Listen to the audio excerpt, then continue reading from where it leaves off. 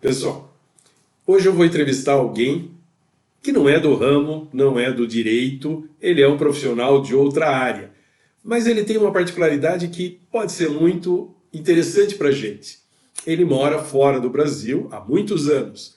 Então, eu vou perguntar para ele, ele vai nos esclarecer, como é estar fora do seu país de origem.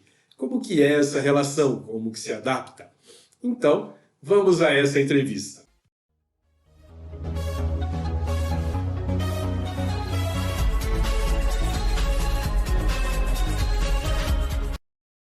Pessoal, como eu falei para vocês, eu apresento para todos o Wagner Ribeiro. E esse sobrenome Ribeiro não é coincidência, não. Nós somos primos. Eu estou praticando nepotismo aqui no nosso estúdio.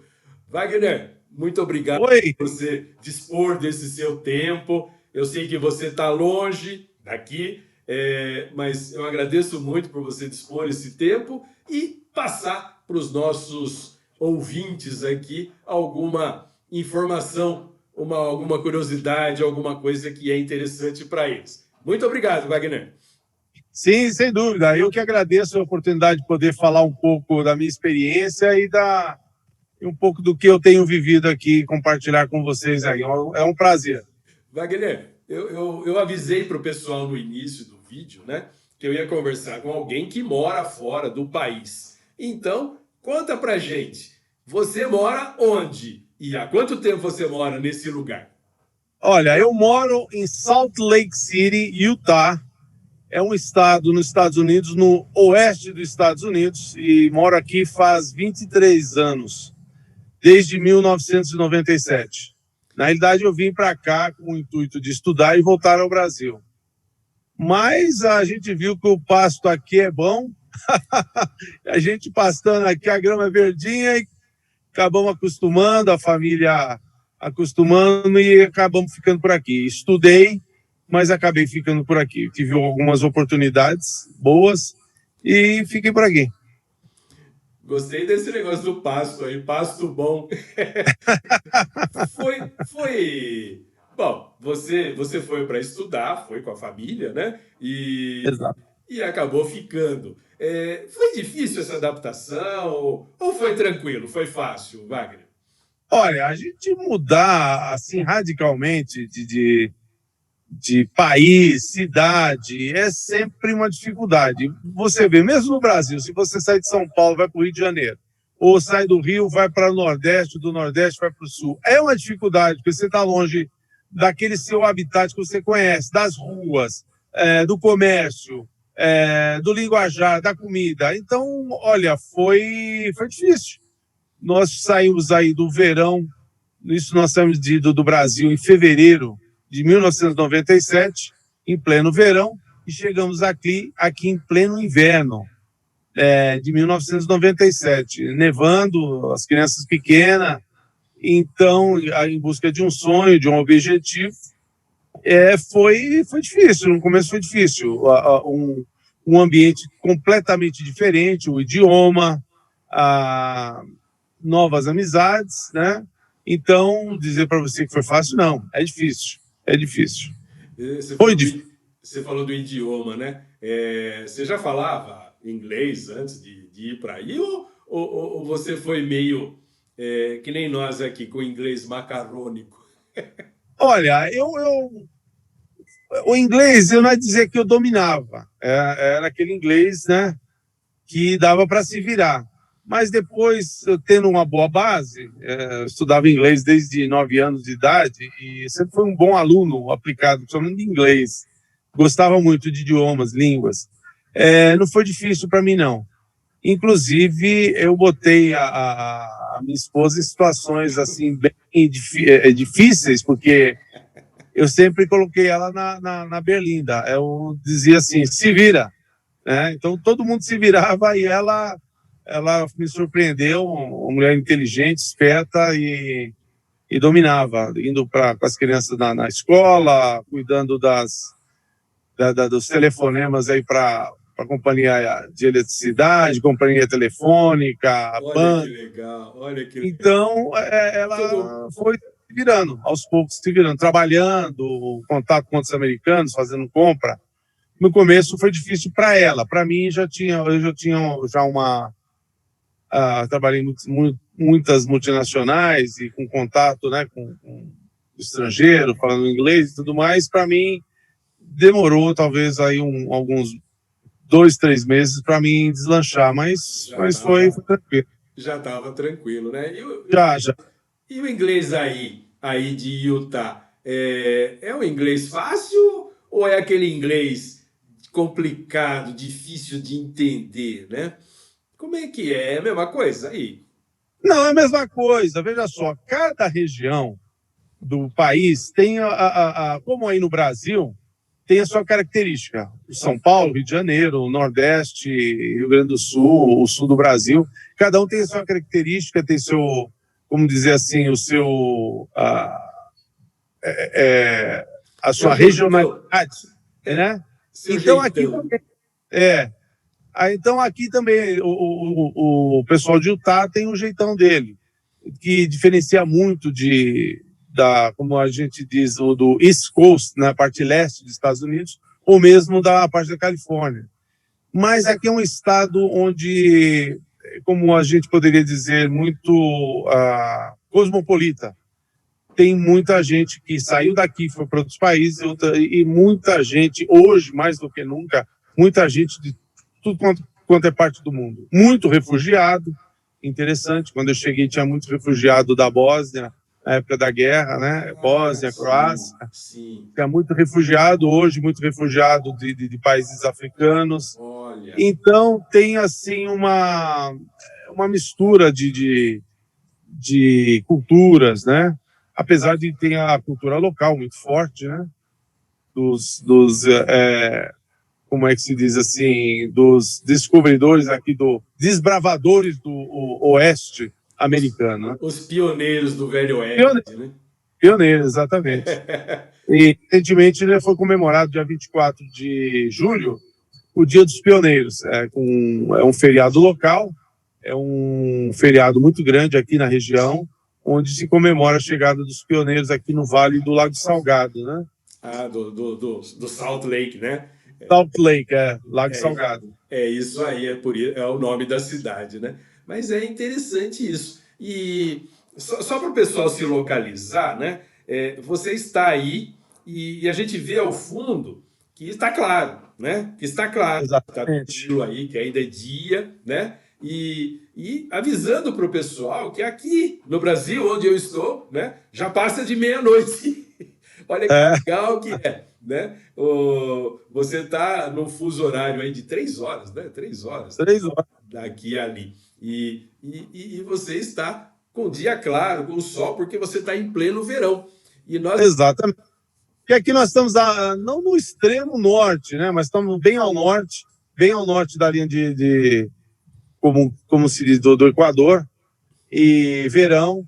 Então aqui nós no pico do verão, geralmente 9h30 da noite ainda está claro.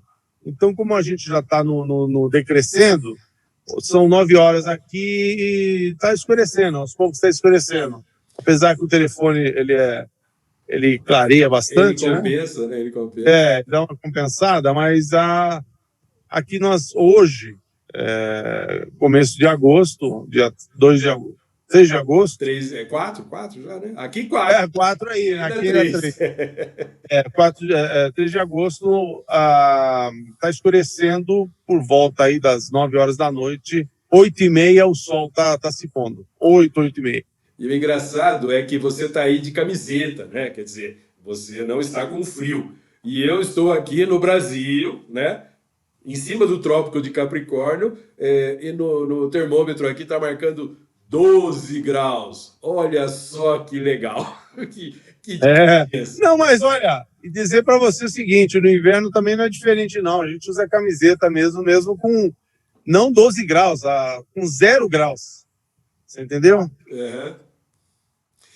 Mas é interessante esse negócio. Ô Wagner, mas para entrar no assunto do nosso papo aqui, a gente tem...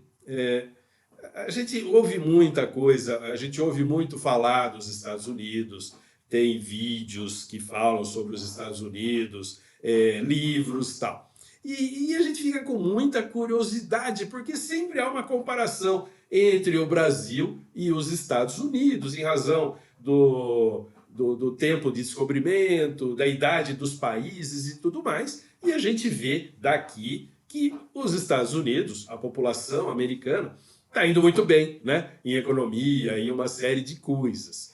E uma vez eu comentei até numa sala de aula aqui, né? Que os americanos eles têm alguma particularidade que é diferente do brasileiro. Que uma dessas particularidades é o cumprimento das regras, a obediência que os americanos costumam ter em relação às leis, né? Eu falo aqui, né? Existe uma lenda aqui no Brasil que, há algum tempo atrás, foi criada uma lei brasileira, obrigando os carros a andarem com os faróis acesos nas estradas, mesmo durante o dia. Foi uma lei, passou a ter essa obrigação, e o carro que não tivesse com o farol aceso seria multado. Eu fui vítima dessa Você chegou a ser vítima. Sim. Corre aqui no Brasil uma lenda, eu acho que é lenda, eu acho que não é verdade.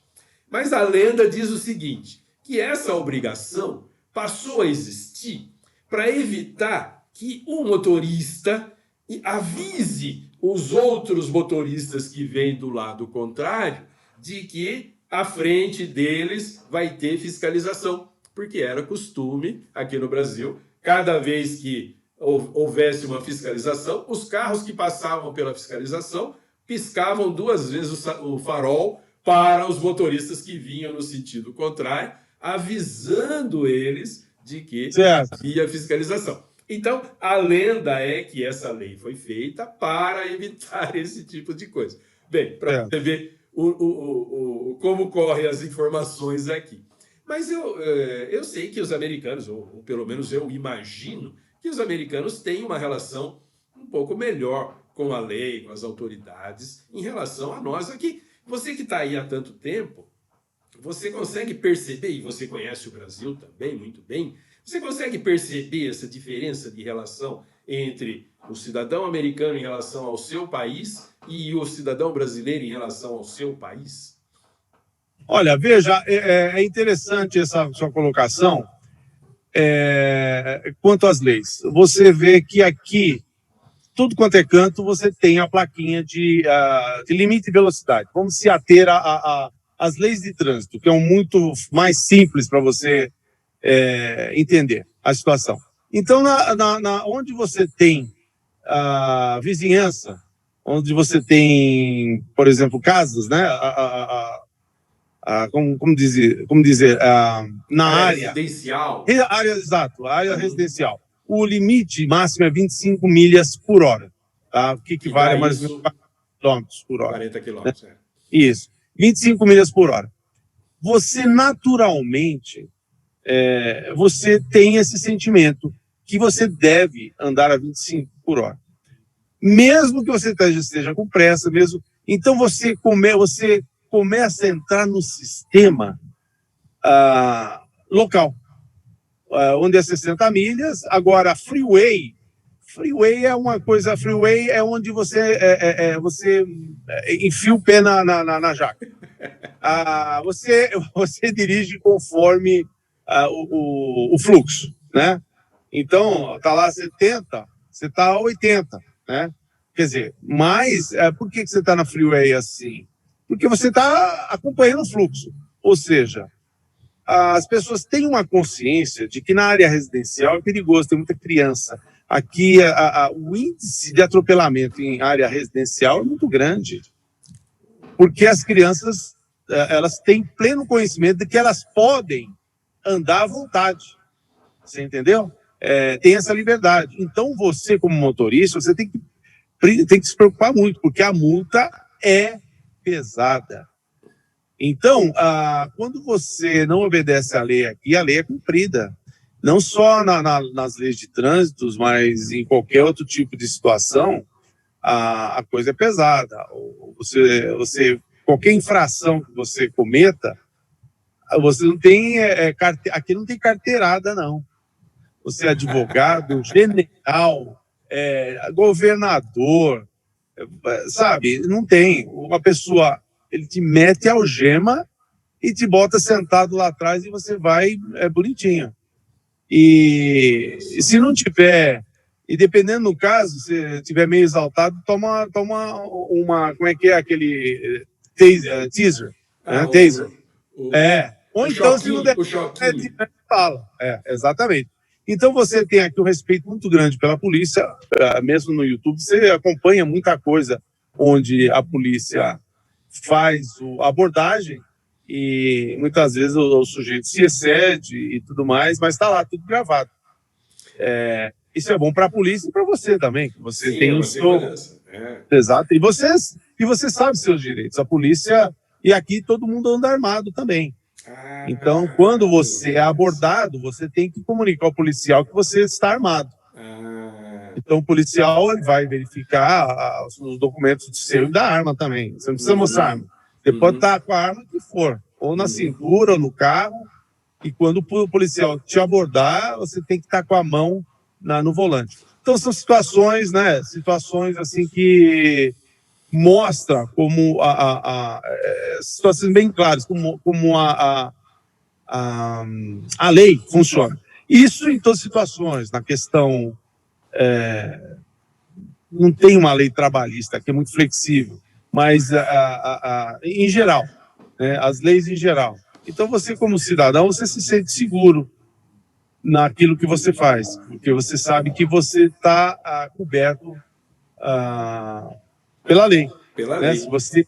Exatamente. Você falou que não tem lei trabalhista. E como é que é a relação entre empregado e patrão, então, sem lei trabalhista? Não, é interessante esse ponto que eu toquei, né, da lei trabalhista. As leis, ela tem uma lei básica, certo? Tem algumas regulamentações de tipo de trabalho.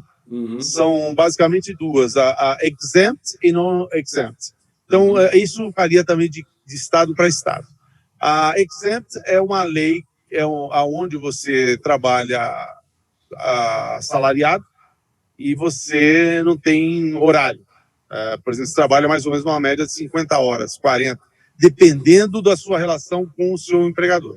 Okay. A relação do empregador. E tem o exempt, eu não sei se eu troquei, mas é isso mesmo, tem exempt e não exempt. E tem o hourly, né, que por hora, o funcionário por hora, onde você ganha por hora. E você trabalha 40 horas e a partir daquilo você tem hora extra. Então, você tem dessas duas categorias. Em cada empresa tem a sua política. Aqui, como você vive um pleno emprego, então as empresas oferecem o máximo para ter o funcionário. Né? Então, hoje, particularmente, hoje em dia, 2021, agosto de 2021, o funcionário está nadando de braçada, porque ele pode escolher emprego e pode escolher salário. Tanto em qualquer situação. Seja ele não qualificado como qualificado. Quer dizer, o qualificado tem muito mais vantagem, né? Um exemplo, ontem mesmo eu tive que contratar um camarada para cuidar do meu ar-condicionado e paguei uma fortuna. O camarada ficou 3 horas para mexer no ar-condicionado lá do meu restaurante, mexendo lá 3 horas. Eu paguei $300, ou seja, $100 por hora. Olha só, tá mais caro do que consultoria aqui no Brasil. Exatamente. Porque é a lei a lei do procura, a lei de mercado. Você entende? Não tem uma regulamentação. Então, o negócio, quem quer, não quer, um abraço. Então, tem algumas coisas que eu não sei se é vantagem ou desvantagem, mas é o mercado que regula as suas relações, tanto trabalhista como relações de comércio, Sim, comercial, civil e tudo mais, né? É engraçado, né? Uma das comparações que a gente faz, né, dos Estados Unidos e do Brasil é a questão da liberdade, né? Eu me lembro que uma frase que é atribuída ao John Kennedy lá há bastante tempo, né, antes da gente ter nascido, tal, que o John Kennedy, falando com uma pessoa, falou para ele, e eu não sei se essa frase é dele mesmo, eu sei que eu li como se fosse dele, né? Falando para um cidadão americano: você não tem que perguntar o que o país pode fazer por você, mas sim o que você pode fazer pelo país, né? Exatamente. Aqui no Brasil, né, a gente vê assim, a televisão vai entrevistar um cidadão tal e fala: o que você espera do candidato do governo tal, né? Então o cidadão brasileiro aqui fala: eu espero que tenha mais segurança, mais moradia, mais isso, mais aquilo. Ou seja, o cidadão espera muito do governo, né? Espera muito do país. E me parece que aí é um pouco diferente, né? O cidadão não espera tanto assim do país. Como é que é essa relação, Wagner? Não, veja só, aqui você tem situações em que você, como cidadão, você tem que arregaçar as mangas e fazer sua parte, né? Muitas pessoas reclamam, às vezes, aqui de impostos. Você tem os dois partidos, republicano e democratas, e você vê claramente a questão de imposto, né, nesses dois partidos. Um é mais, o democrata é mais voltado à área social, altos impostos, bem de cidadão, o Estado cuidando do cidadão, e o democrata não. É mais pelo individual e tudo mais. Então, aqui você tem muito a questão de você, uma meritocracia, onde... Eu estou falando isso, é uma coisa genérica. Não tem como minhas palavras, assim, cada pessoa tem uma experiência, uma visão diferente. Essa é a minha visão. Então, você sente que você tem a sua liberdade, você não tem o Estado, como assim, te passando a mão na cabeça. Pegando no seu pé, né? Você vê cada Estado, aqui é Estados Unidos, né? Ou seja, cada Estado independente. Cada um tem a sua lei, tem as suas coisas. Tem a Constituição, tem a sua Suprema Corte, o que é regida pelo governo central, que fica em Washington, mas cada estado é independente. O Utah é diferente, aqui é considerado, assim, como se diz assim, Beehive State, ou seja, por quê? Por que Beehive? Quem sabe, Beehive é colmeia, ou seja, o estado da colmeia, ou seja, onde as abelhas estão trabalhando. Então é um estado muito empreendedor. Aqui empresas aqui surgem assim do nada, de um dia para o outro, e muito empreendedor. Mas isso não quer dizer que não tenha gente lá na rua, lá no centro da cidade, esperando as benesses. Hoje aqui está difícil arrumar gente para trabalhar, para lavar prato em restaurante. Se bem que, olha, aqui no Brasil a gente tem ouvido, né? Informações de televisão e tudo mais, a gente mesmo não participa diretamente disso, né? Mas informações de que para muitos empregos, né, você não encontra mão de obra, né? Por quê? Aqui no Brasil nós temos aquele problema, né? Eu mesmo já tive essa experiência quando eu trabalhei em empresa, de você querer montar uma filial da empresa em determinado lugar, em razão de incentivo fiscal, alguma coisa assim. Mas você não poder montar, né, essa filial nesse local, porque nesse local, nessa cidade, nessa região, você não vai encontrar mão de obra apropriada para o seu trabalho. Né? Então aqui a gente vê, hoje mesmo na imprensa aqui da região, falou: olha, tem um supermercado que está abrindo 400 vagas de trabalhadores, com vários cargos, vários salários, tal. Então ali vai ter um monte de gente indo lá. Não sei se eles vão conseguir preencher as 400 vagas que eles vão abrir, justamente por conta... Não que a gente esteja aqui em pleno emprego, mas eventualmente, se eles exigirem um pouquinho mais, né, não vão conseguir o trabalhador que eles querem. Claro, claro. Você vê a questão trabalhista, você vê aqui no estado de Utah. Você tem algumas universidades top de linha que formam muitos profissionais na área de tecnologia, informática, computador, engenheiro de software.